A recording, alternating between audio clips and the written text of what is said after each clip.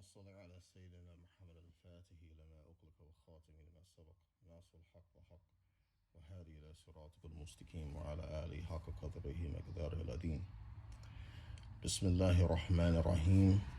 صلى الله على سيدنا محمد وعلى آله وأصحابه وسلم تسليما. الحمد لله رب العالمين. أفضل الصلاة وتام تسليما على سيدنا محمد وعلى آله وصحبه أجمعين. ورضي الله تعالى عن السادة التابعين علماء عاملين وأئمة أربعين مجتهدين مخلديهم إلا يوم الدين. أما بعد. Alhamdulillah Rabbil Alameen. This short recording is in regards to introduction to the Matn Ashmawiyya by Sheikh Abdul Bar al-Ashmawi al-Rafa'i. This is one of the primary texts of the Maliki school for the prime beginners. Generally was taught in East Africa, in Ethiopia, Chad, Sudan, and Misr in Egypt. This text was actually accumulated long before the establishment of Al-Azhar, which historically known Al-Azhar University was founded by the Fatimi Shia, and the contemporary fiqh that was taught in Al-Azhar was the Maliki and Shafi'i fiqh, with addition to adding the Hanafi and the Hanbali and the Jafari fiqh of the Shia, which predominantly the Ithna Ashris of the Shia, they practice that method. But this particular text, traditionally in the Maliki school, we will go over the Matn al-Akhdari by Sidi Abdul Rahman, but that's related to what area in the world that you are. Normally in the Maghrib, the Matn al-Akhdari by Sidi Abdul Rahman al-Akhdari, what was the general text as a primer for the beginners in the Maliki method, and then later the Matn Murshid al-Mu'in, and then other texts after that. But this particular text is precise, dealing with purification, salah, and imaming, you know, the janazah prayer and the Jumu'ah prayer. Basically, the first beginning of the text, it deals with the classification of things would nullify the wudu, then the classification of water. And inshallah ta'ala, we're gonna begin from the text. Bismillah ar-Rahman ar-Rahim, about nawaqid al-wudu, which is things which nullify the wudu. This particular text, it has a list of things which nullifies the wudu that are different from other texts. But for the purpose of going over this particular text, we're not going to deal with what other texts say in regards to the classification what nullifies wudu or the classifications of water. Know that may Allah grant us success, the things that which nullify wudu are of two types. It's hadith, impurities, and ashab al-hadith, things which lead or may cause impurities, which may cause impurities. Al-hadith are 5. 3 of them are from the front, and 2 of them are from behind. The 3 that are from the front, which is Madi, prosthetic fluid, Wahadi, which is genital discharge, and urine or liquid bowel. In regards to Madi, prosthetic fluid, This is the prosthetic fluid that comes out when you either urinating, or you from a low position, or from excess from excess, not from accumulation. Wadi, genital discharge. This is pre-ejaculation discharge, which comes from sensation or thought. And we'll get into, you know what I'm saying, what you do when this takes place. And urine, okay? The two that comes from the back, from behind, gha'ith, excrement, and passing wind. The excrement, bowels, defecation, and so you clean yourself, you know what I'm saying, doing istibra or istinja, which is istibra is where you take stones, 3 stones, and you clean yourself, or dry natural surface, you know what I'm saying, where you clean yourself, and water is istinja. The asabul hadith, the things which cause to lead to impurities, are one is sleep, which is of 4 types. The second is fainting. The 3 is the loss of sanity. 4 is drunkenness. 5, apostasy. 6 is doubt of having wudu. 7 is touching the penis with the palm of the hand, the insides or the sides of the fingers of one's fingers, meaning the clear this section, whether it's on the side or the palm itself, and that's only related to the touching the shaft, not the scrotum sac. If you touch the scrotum sacs, you still have wudu. As regards to sleep being of 4 types, the first definition of sleep, which nullifies the wudu, is a long, heavy sleep. It nullifies the wudu, meaning that if you fall asleep, it's a long, heavy sleep, and you cannot make out what you hear, what is going on around you, then you have broken your wudu. The second is short, heavy sleep, also nullifies wudu. It's a short, heavy sleep. You sleep, but you can hear things, but you can't make out what they are. You know what I'm saying? You can't make out the conversation, or if you fell asleep in Jumu'ah, you can't make out what the topic of the khutbah was or what was said in the khutbah, then this nullifies the wudu. All right? The short, light sleep does not nullify the wudu. You know what I'm saying? The description of this type of sleep is you're resting your eyes, and you lose consciousness, but you don't lose total consciousness, which you can't listen to a whole conversation and you know what they're talking about. You know what I'm saying? You were asleep, but you heard everything that was going on. This doesn't break the wudu. This doesn't nullify the wudu. The long and light sleep, it is merely recommended to refresh your wudu. To keep the barakah of the ibadah, is just best to, even if you had a short, light sleep, or short, heavy, or any type of sleep, regardless, just make wudu again. You know what I'm saying? And this is out of level of your iman. You know what I'm saying? This is iman. This does not make you better. This just makes things safe for your ibadah. The fainting is when it's the same as you losing consciousness. That, you know what I'm saying, that breaks your wudu.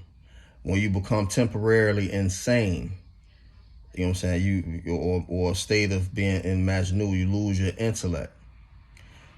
then your wudu is broken. You have to remake your wudu. Drunkenness, you have to remake wudu. Even though you couldn't even pray in that state of drunkenness, your wudu is still broken. So a person who drinks, they, you know what I'm saying, they only play with their nafs in regards to whether they do any acts with making wudu again, and they continually drunk. They still drunk. Apostasy, you know what I'm saying, leaving Islam. When you come back to Islam, you just make wudu. You just make wudu. The hukum on apostasy is that everything that you missed in that state of apostasy, when you come back to Islam, you have to make that up. So you have to make up your fasting. You have to make up your prayer. You have to make up everything you missed in that state. And when you leave Islam you left Islam in one state, you've made Hajj, you made Umrah, you completed Ramadan, you know what I'm saying, you made all of your salah, nawafil, sunnah, and you have a particular type of level that you have reached. Once you apostate from Islam, you lose all of that. When you come back to Islam, you come back on a different level. Like it was some Sahaba that followed Musaylima after the Prophet ﷺ died. The ones who died in that state, they died kuffar. The ones who accepted Islam, came back to Islam, they came back as tabi'een. They didn't come back as Sahaba. You follow me? Mm-hmm. You know what I'm saying? They came back as tabi'een. They didn't come back at the same level. They didn't come back at the same level. So this is the explanation of what is clarified about apostasy, and that many people don't know that when they leave Islam that they don't come back the same. Because this is a general. Some people believe they come back the same, that they don't have to make Hajj the whole time. They got to make Hajj all over again. You know what I'm saying? Because they left Islam, it nullified everything that they did in Islam. All right. The sixth one is doubt whether or not one has wudu. Now this particular doubt. This particular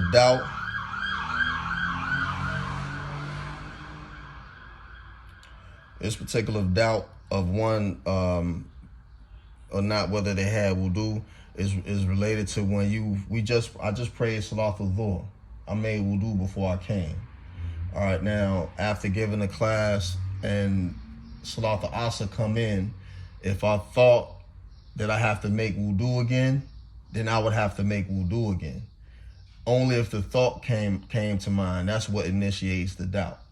But if I didn't have a thought about if I still have wudu or not, then I still have wudu. That's to establish certainty. Right. It's to establish certainty. That's why in regards to having a good mu'amalat, it's just safer to follow the sunnah. What is the sunnah? To make a refresh, renew your wudu before every salah. At the Prophet ﷺ, he would renew his wudu before every salah, whether he had to or not. I mean, this was his practice.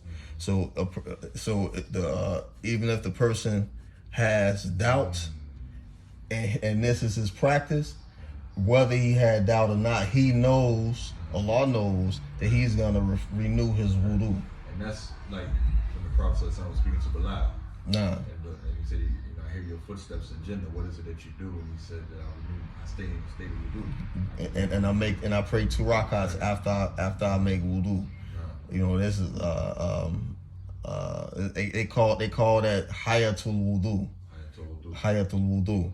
And this was a practice that the Prophet ﷺ, he accepted this from Bilal. the same as the addition in the salah.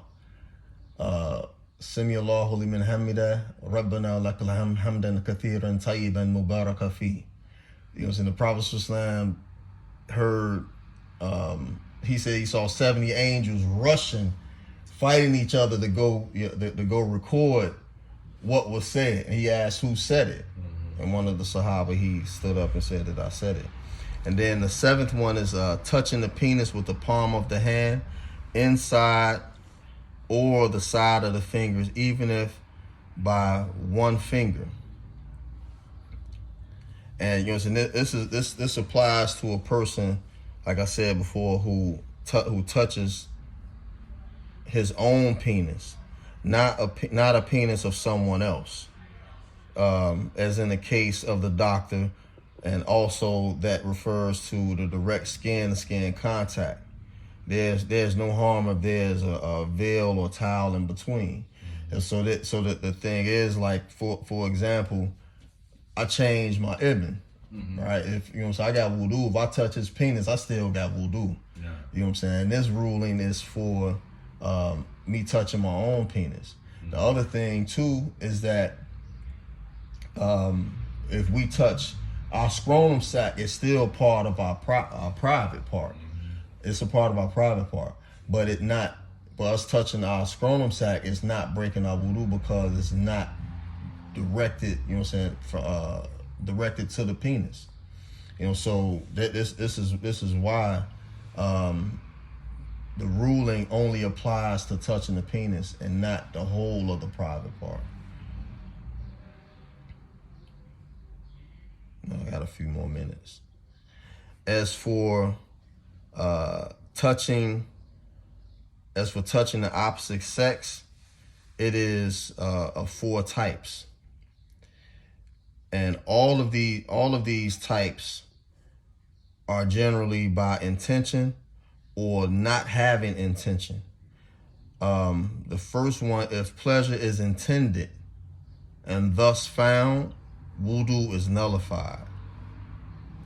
If the second one, if pleasure is found but was not intended, wudu was nullified, wudu is broken. The third, if pleasure is intended and not found, wudu was nullified. And the fourth, if pleasure is not intended and indeed not found, in this case, wudu was not nullified, wudu was not broken. You know what I'm saying? This touching of the opposite of the touching of the opposite sex is basically talking about someone who's non-mahram, not your wife, and it has nothing related to other than sexual pleasure. You know what I'm saying? So a person that you're doing business with, your hands pass and may touch. You know what I'm saying? Your intention is not for neither, so you're gonna still have wudu. But the one thing which would nullify the wudu in a case like that is that you're doing business with a woman and you see her and you like her. You follow me? And you may, you know what I'm saying, the first intended pleasure is that you gain pleasure by looking at her. So you would have to apply this ruling in doing business with that individual and intend not to gain pleasure and not intend pleasure. You know what I'm saying? Other than that, you'll just make wudu again. And yet I have to reiterate still, it will be best to just make a fresh wudu. You know what I'm saying? That's of having a strong iman. Just just make a fresh wudu. It does not nullify wudu. The things that does not nullify the wudu are 8 things. The first one is touching the buttocks. The second, like I had mentioned, touching the testicles, your testicles. 3, touching the testicles of little kids. 4, vomiting. 5, to eat camel meat. 6, cupping and bloodletting as a therapeutic measure. And 7, to laugh in salah. And 8, for women to touch their private parts, but it is said if she fondles, she needs to make wudu. And Allah knows best. So subhanakallahumma bihamdika ashhadu an la ilaha illa anta astaghfiruka wa atubu ilayk. I'm gonna stop there, inshallah, and I'm gonna reiterate on the cupping and bloodletting. In this particular case, if you had wudu before you had your hijama done, then once you have your hijama done, so once you have the cupping and bloodletting or bleeding, you don't have to make a fresh wudu. You don't have to make a fresh wudu. But generally, as a practice, even after getting your hijama done, it is recommended that you make wudu after you finish getting your hijama done. The laughing in salah, it'll break the salah, but it doesn't break the wudu.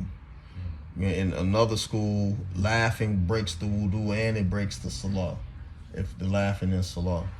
But alhamdulillah, that's not our school. So inshallah ta'ala, I will continue next week with the class, and we're gonna go into the types of water which are permissible for the use of wudu. Subhanakallahumma wa bihamdika ashhadu an la ilaha illa anta astaghfiruka wa atubu ilayk.